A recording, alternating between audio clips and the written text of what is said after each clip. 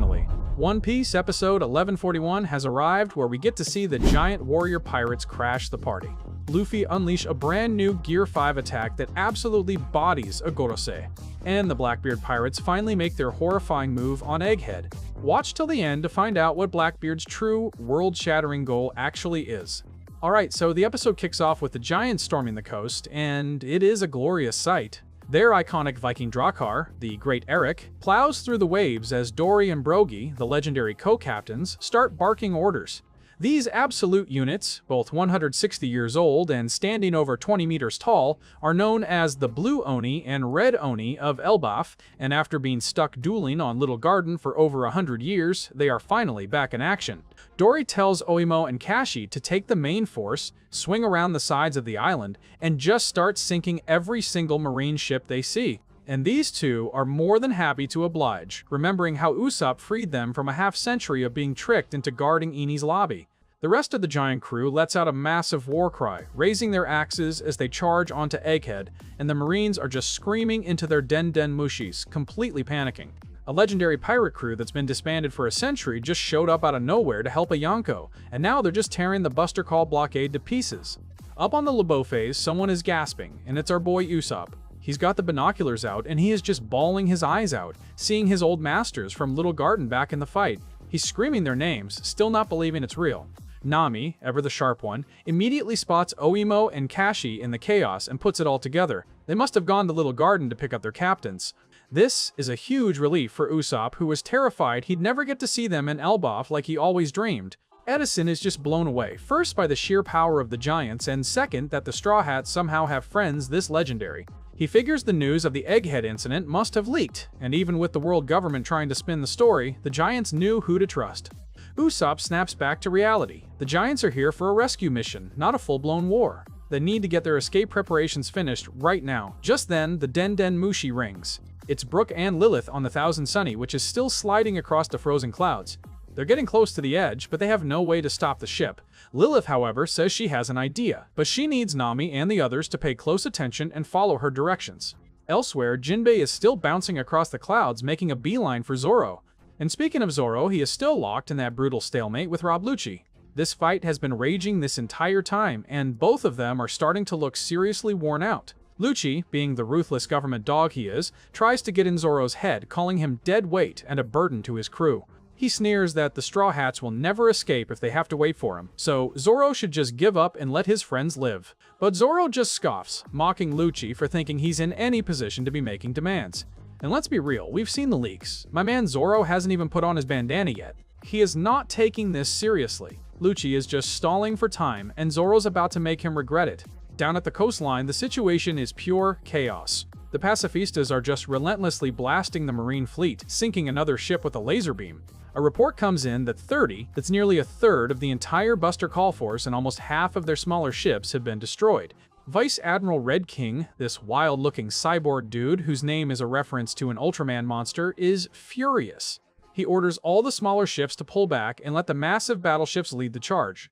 They open fire on the pacifistas, and Red King looks disgusted that he has to order the destruction of their own weapons.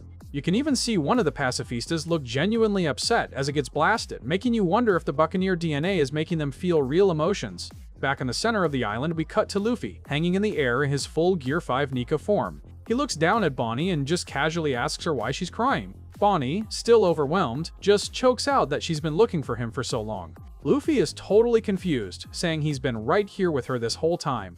She tries to explain that she was looking for Nika, and Luffy, bless his heart, is just like, "What is Nika?"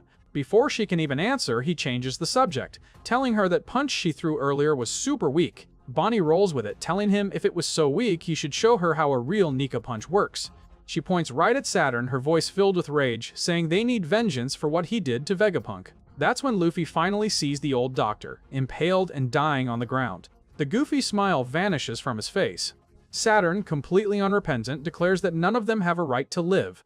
But Luffy just rejects that outright. Saturn glares, unleashing that same invisible eye power that paralyzed everyone before. It slams into Luffy, knocking his head back and drawing blood, proving this weird power isn't something Gear 5 can just cartoonishly ignore. But this is Luffy we're talking about. He grits his teeth and yells that Saturn is going to pay.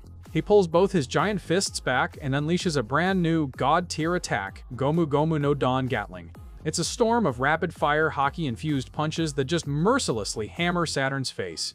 The Five Elder has no defense, no backup plan, nothing. He's just sent flying, smashing through building after building. The satisfaction on Bonnie's, Kuma's, and even Vegapunk's face says it all. Yo, hold up. If Luffy's Dan Gatling on Saturn got you hyped, smash that subscribe button to stay in the game. Drop a like too, it gets this recap to more One Piece fans. Let's dive back into the madness of Egghead. With Saturn temporarily out of the picture, Frankie tells Bonnie it's time to go. She rushes to Vegapunk trying to get him to move, but the old man knows it's over. He tells her with his medical knowledge, moving him now would kill him instantly.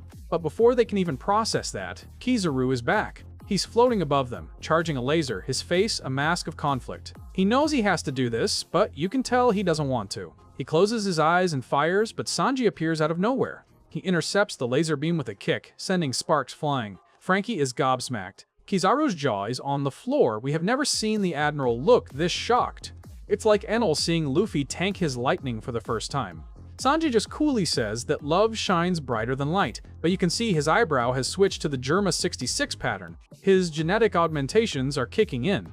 Kizaru, completely bewildered, mutters that if that's how it worked, we wouldn't need physics. Frankie and Atlas grab Bonnie and Kuma and take off, heading for the coast to meet up with the giants. Kizaru holds his head, his mission a total failure. All he has left are Luffy and Sanji, who just laughs at him. Sanji lights a cigarette and tells the Admiral he better start working on his apology letter for screwing this up so badly. What an absolute legend. Meanwhile, Saturn is slowly pulling himself from the rubble when two figures appear.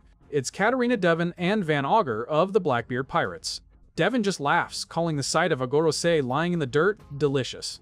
She steps forward, puts her hand on Saturn's spider leg, and happily declares, "Mission complete." Thanks to her mythical nine-tailed fox devil fruit, she can now transform into one of the 5 most powerful figures in the world. Saturn is furious, demanding to know what they're doing here. He finds it bizarre that a notorious criminal from level 6 of Impel Down would choose to serve anyone. But Devon just chuckles and says that Teach is special. Saturn's eyes narrow. He agrees, adding, his bloodline as well. Devon is shocked he knows. Is he talking about the D clan? Or could Blackbeard be part of a special race? It would explain his abnormal body and how he can hold 2 devil fruits. Saturn demands to know what their goal is. Van Augur, barely even looking at him, gives a one-word answer that shakes the very foundation of the world. The world. They're not just after the One Piece, they want it all, just like Rox D. Zebek. Saturn attacks, but Augur warps them away with his devil fruit. They're still on the island. Augur admits his powers aren't perfected yet, but they're out of immediate danger. And just as they're about to leave, they get another surprise. A slimy figure comes running towards them, crying. It's Caribou. He goes full fanboy, calling them by their titles and begging them to let him meet Blackbeard. He idolizes Teach and became a pirate because of him. And this is catastrophic because Caribou knows everything. He overheard that Poseidon is Shirahoshi and that the ancient weapon Pluton is sleeping beneath Wano. He's about to hand the keys to 2 of the 3 most dangerous weapons in history directly to the Blackbeard Pirates.